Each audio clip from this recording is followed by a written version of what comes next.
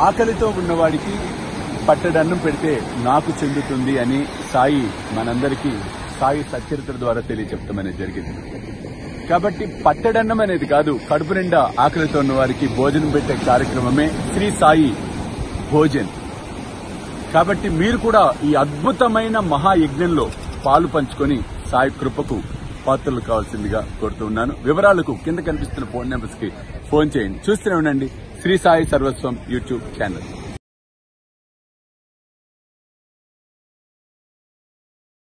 ఇక్కడ గమనించవలసిన విషయం ఏంటంటే ఆయనకు మనం బిడ్డలమే. కాబట్టి ఒక తల్లికి 9 కొడుకులు ఉంటే 9 ఒక తీరుగా ఉండరు కదా. ఒక్కొక్కడు మానసిక ప్రవృత్తి ప్రకారం, మనోప్రవృత్తి ప్రకారం వాడు మారుతూ ఉంటాడు. కాబట్టి మనం ఇంతమంది బిడ్డలం, ఆయన బిడ్డలం. కాబట్టి ఒక్కొక్క భక్తుడికి ఒక్కొక్క మనోభిప్రాయం.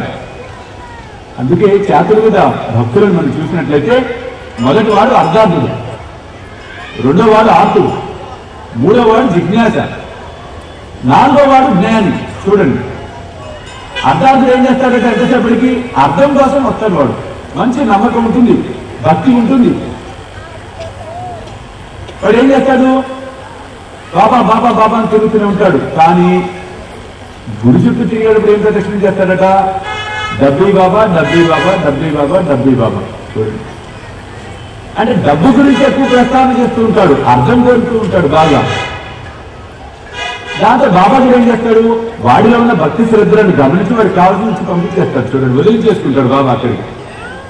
రెండో వాడు ఆర్తుడు, గుడి చుట్టూ తిరుగుతుంటాడు. బాబా నా మోకాలు నొప్పులు, బాబా బాబా నాకు గుండెల్లో నొప్పి వస్తుంటుంది బాబా అంటే వాడు ఆరోగ్యపరమైన, ఆ శారీరక పరమైన, మానసికమైన చికాకులన్నిటినీ ఆర్తితో సబ్మిట్ చేస్తూ ఉంటాడు. బాబాకు తెలియ చెప్తూ ఉంటాడు. ఇంకేం అడగడు, నాకు ఇది ఇస్తే చాలు బాబా, ఇంకేం వద్దయ్యో. మూడో వాడు జిజ్ఞాస. జిజ్ఞాస పరిస్థితి ఎలా ఉంటుందట? సచ్చరిత్రలో ఏం చెప్పాడు బాబా, ఇంకో పుస్తకం ద్వారా ఏం చెప్పాడు బాబా, హారతుల ద్వారా ఏం చెప్పాడు బాబా, అన్ని తెలుసుకుంటూ ఉంటాడు. అంటే ఆచరణలో మాత్రం పెట్టాడు పొరపాటున కూడా. చెప్తుంటాడు మళ్ళీ వేదికలకి బ్రహ్మాండంగా, బాబా ఇట్టా అన్నాడో, బాబా అట్టా అన్నాడో, మీరు ఇట్టా ఉండాలో, మీరు అట్టా ఉండాలో. వాడు మాత్రం పొరపాటున కూడా ఆచరణలో పెట్టాడు. అంటే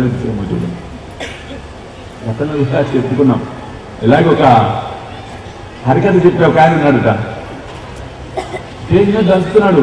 నాయనలారా, సాధకుడు ఉల్లిగడ్డ తినకూడదయ్యా అన్నాడట. ఉల్లిపాయ తినకూడదు, అవాయిడ్ చేసేయాలి. పొరపాటున ఎప్పుడు రండి హరిదాసు భార్య కూడా వచ్చి కూర్చుందట మధ్యలో, భక్తుల మధ్యలో. ఇంతకాలం నాకు చెప్పలేదే విషయం అనుకుంది. ఇంటికి వెళ్ళిపోయారట.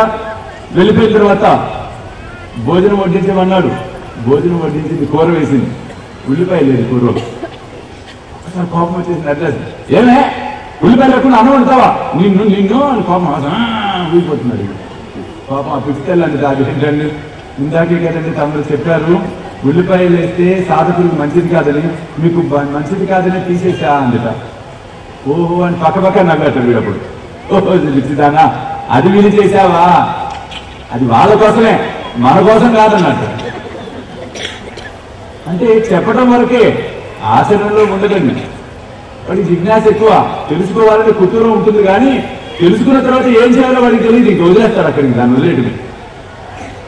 కానీ 4వ తరగతి వాడు చూస్తే జ్ఞాని అవుతాడు. వాడు జ్ఞాని ఎప్పుడు అవుతాడు? తెలుసుకున్న దాన్ని ఆచరణలో పెడుతూ ఆ మాధుర్యాన్ని అనుభవిస్తూ ఉంటాడు. వాడు ఆనందాన్ని అనుభవిస్తూ ఉంటాడు. వాడు చూడండి, అసలు తత్వాన్ని గ్రహించగలుగుతాడు, ఆచరిస్తూ ఉంటాడు.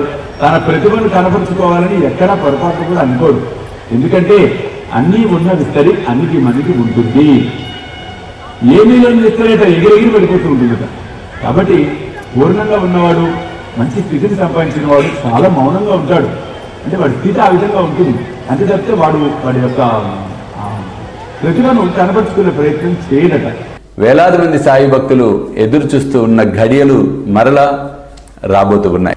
స్వామీజీతో షిరిడి యాత్ర సెప్టెంబర్ 5 గురువారం నాడు బయలుదేరతాం. సెప్టెంబర్ 6, 7, 8 షిరిడిలో వేలాది మంది సాయి భక్తులతో ఈసారి ప్రపంచవ్యాప్తంగా ఉన్న సాయి భక్తులందరినీ కూడా మేము ఇన్వైట్ చేస్తున్నాం ఈ గొప్ప కార్యక్రమానికి.